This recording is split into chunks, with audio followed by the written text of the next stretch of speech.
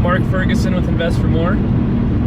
Hopefully you can hear me okay. I'm in my car driving to a new REO listing assignment.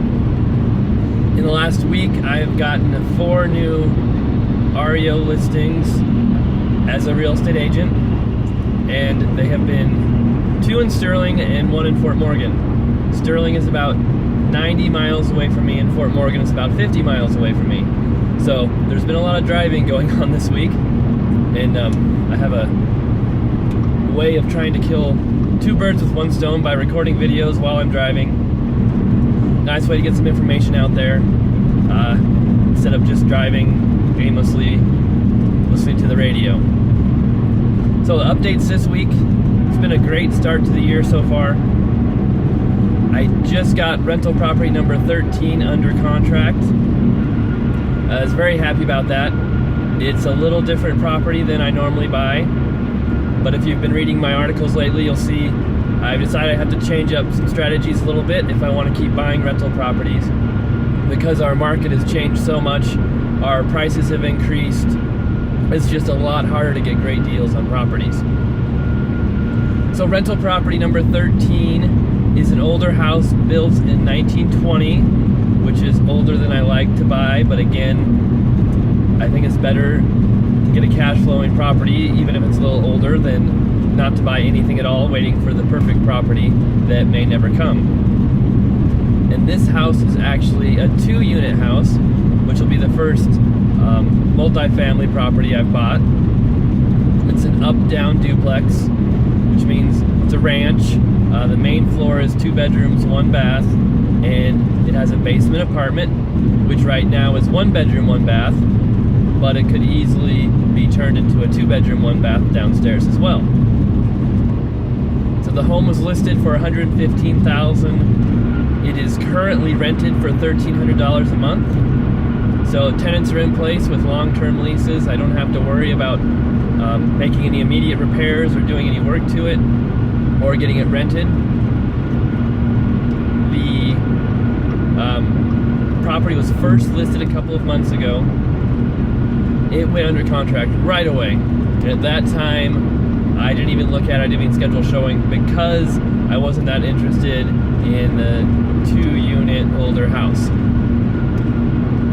The property came back on the market about 2 weeks ago, and I saw it, and it's like, it's so hard to buy properties below $150,000 anywhere in our town, let alone a 2-unit property that rents for that much money, and the rents could be raised as well if we make that basement apartment a 2-bedroom. So I went and looked at it, pretty decent shape, tenants in place, so I made an offer last week, higher than asking price, no inspection, no appraisal, and I was beat out by another offer. So I was a little disappointed in that, but then in the meantime, I got rental property number 12 under contract.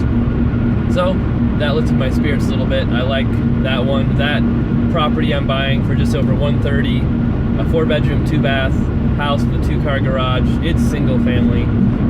It should rent for $1,400, maybe $1,500. But it's probably worth $180,000 when it's fixed up. So that's got a lot of equity in it. Rental property number 13, I think it would sell for $140,000 in that range. If it was, perfect shape, maybe a little higher. I think it was underpriced when it was listed. So they accepted their other offer, and then this week I got an email from the listing agent saying, oh, that offer fell through as well. They had made an offer with no inspection, but they never sent in their earnest money. They got cold feet and backed out. She said, before we put it back on MLS, we're giving the other agents who made offers a chance to make an offer, and we'll try and get one accepted before it goes active again. So I made an offer. I actually raised it up a little higher again, no inspection, no appraisal, and they accepted my offer. So I've got rental property number 12 and rental property number 13 under contract. Both are set to close. The 12 will close the end of this month, and I think 13 the start of next month. I'll have to double check. So great start to the year so far buying rental properties.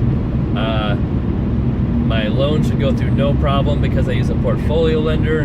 They have no problem giving me over 10 mortgages. So rental property 13 will be my 13th mortgage on actual mortgage. Then I also have my fix and flips financed with that same portfolio lender.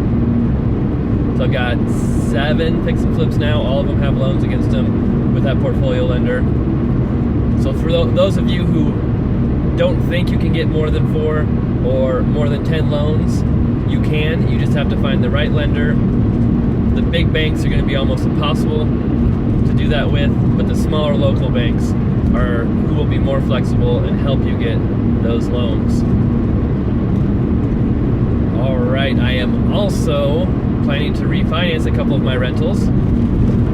So hopefully that will bring me some more cash, be able to buy more properties this year, and I can reach my goal of buying at least 7 rental properties in 2015. All right, thanks for watching, and I'll be publishing more videos and more articles as always. Have a good day.